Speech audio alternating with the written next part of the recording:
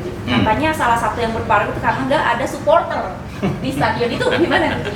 Bener Supporter nggak? ada.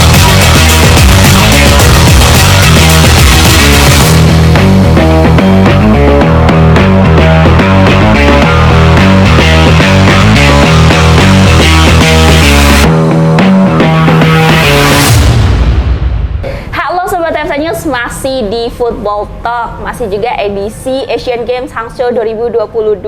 Nah, setelah kemarin laga kedua Indonesia melawan China Taipei harus pupus 1-0 lewat gol dari Chin Wenyan di menit ke-47.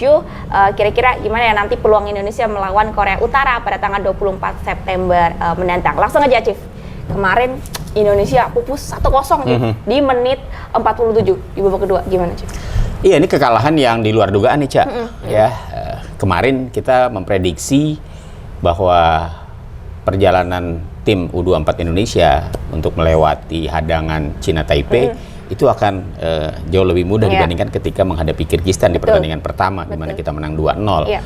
Tapi ya itulah sepak bola, ya. Ketika kita begitu yakin melihat performa tim Indonesia setelah menghadapi Kirgistan, kemudian China Taipei secara kekuatan juga tidak lebih bagus dari Kirgistan, tapi ternyata Indonesia kalah, ya, 0-1, menguasai permainan. Tapi ya itulah, dalam 90 menit memang sepak bola bisa terjadi dan kita harus mengakui ketangguhan dari China Taipei yang akhirnya mereka bisa membuat peluang untuk tetap bersaing di grup F, dan Indonesia juga belum memastikan Bisa lolos diri untuk lolos ke 16 besar. Nah, kemarin setelah kalah tipis 1-0 dari China Taipei, peluang Indonesia ke babak 16 besar gimana, Jim? Peluang masih ada, ya, peluang masih ada. Cuma memang peluang itu menjadi lebih berat karena kita harus bersaing dengan 3 tim nih, ya. Selain Indonesia, ya, maksud saya ada Korea Utara. Korea Utara sudah memastikan diri setelah menang di pertandingan kedua menghadapi Kirgistan 1-0, ya, dengan 6 poin. Korea Utara sudah aman.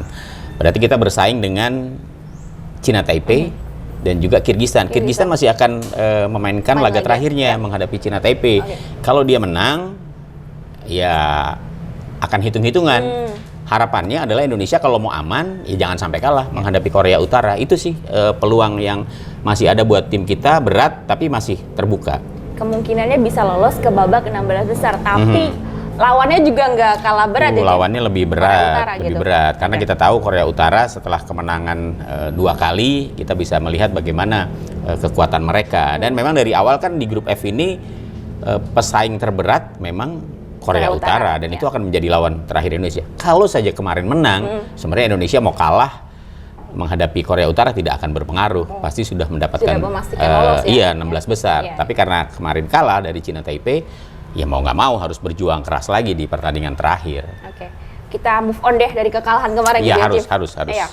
Nah, menghadapi Korea Utara nih besok tanggal 24. Kira-kira bisa nggak sih timnas Indonesia mengatasi serangan-serangan dari tim Korea Utara? Yang pasti bakal bekerja keras, ya, bekerja lebih keras lagi. Karena itu tadi, Korea Utara adalah tim tangguh di kawasan Asia. Mereka pernah jadi finalis di Asian Games 2014. Kemudian sudah mencatat 2 kali kemenangan, masih clean sheet, belum kebobolan. Indonesia pastinya harus bertarung ketat sejak menit awal, dan itu tidak mudah, ya. Kita sih berharap dari kekalahan menghadapi China Taipei kemarin itu ya harus dilupakan. Kita fokus kembali kepada pertandingan berikutnya yang akan sangat menentukan melawan Korea Utara. Kemarin banyak komentar di sosmed gitu, Chief. Katanya salah satu yang berpengaruh itu karena nggak ada supporter di stadion itu. Gimana tuh, Chief? Bener supporter gak? ada kok, cuma nggak banyak. Iya, tim Indonesia itu kayaknya mereka udah supporter gitu, jadi mainnya tuh lemes gitu. Gimana tuh, Chief? Iya, supporter memang menjadi salah satu pemicu semangat, ya. Tapi itu bukan kemudian menjadi alasan bahwa kita kalah gitu, ya. Dari sisi teknis memang kita kemarin sebenarnya menguasai jalannya pertandingan. Tapi ya itu, kita miskin kreasi. Kita nggak punya kreator serangan yang bisa menjadi pembeda dalam pertandingan ketika Indonesia menghadapi kebuntuan. Itu kita nggak punya. Ya, pemain seperti itu kita nggak punya.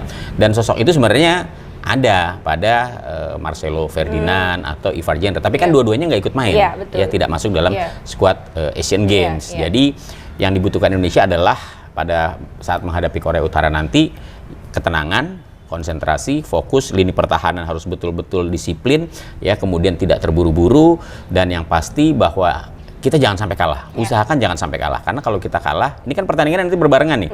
Kirgistan menghadapi Cina Taipei akan main dalam waktu yang bersamaan ketika Indonesia menghadapi Korea Utara. Kalau kita seri, kita bisa memetik 1 poin, kita dipastikan bakal lolos ke 16 besar. Tapi kalau misalnya kita kalah lagi, kita harus berhitung dulu nanti apakah Kirgistan yang menang atau Cina Taipei yang menang, tapi mudah-mudahan kita masih bisa lolos. Itu, Cak. Jadi selisih poin juga lumayan berat ya, Cip, kalau pertimbangannya dari selisih poin ya. Iya, karena nanti kalau misalnya kita kalah, berarti kan kita nggak dapat poin. Poin kita 3. Katakanlah Kirgistan kemudian menang lawan Cina Taipei. Kirgistan 3, Cina Taipei juga sudah memiliki poin 3. Nanti akan dihitung berapa selisih gol di antara ketiga tim ini. Kalau misalnya kejadiannya Kirgistan menang, tapi kalau misalnya Kirgistan kalah, Indonesia kalah, Indonesia masih punya peluang. Tinggal menghitung ya dari pertandingan di grup-grup lain begitu. Oke.